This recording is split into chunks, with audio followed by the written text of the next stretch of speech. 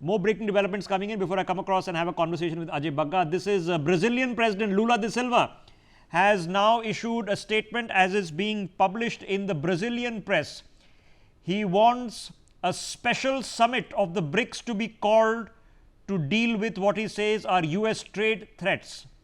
He says the summit, and I quote, should coordinate a common response to trade challenges caused by the United States policies, unquote.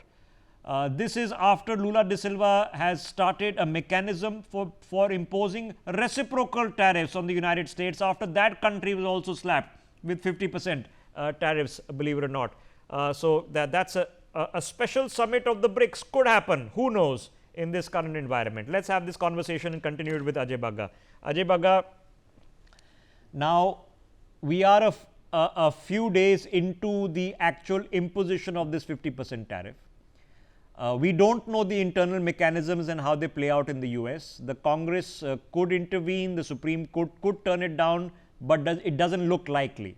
Nothing in what Donald Trump is doing and saying, and I know he's unpredictable, but nothing seems to indicate that this is just brinkmanship or a short-term approach. So it is for the next few months disruptive.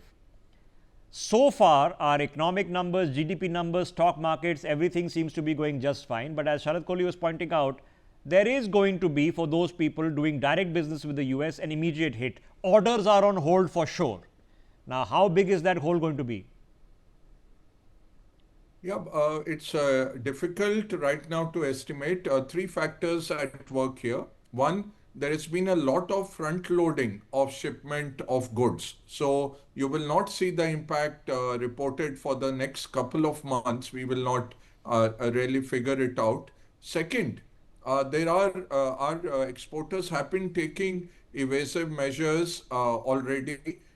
So we have exporters who have Dubai offices, who have Ethiopian offices, who have UK offices, all countries with a lower tariff rate from the US. So there will be some amount of goods will be transshipped, especially gems and jewelry will start going via EU.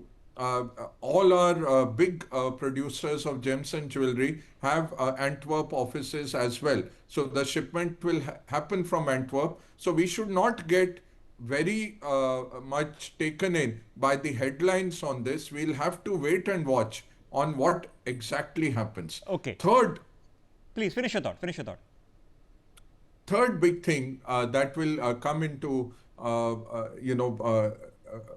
come into play is how soon does the Ukraine-Russia conflict get resolved? Because once that is resolved, then you don't have a logic for the punitive 25%. They might find, as Sharadji was also saying, you were mentioning, Trump might find some other cause to keep that 25%, that I don't like your face or something else, to keep 25%. But the main logic will go. Already they don't have a logic.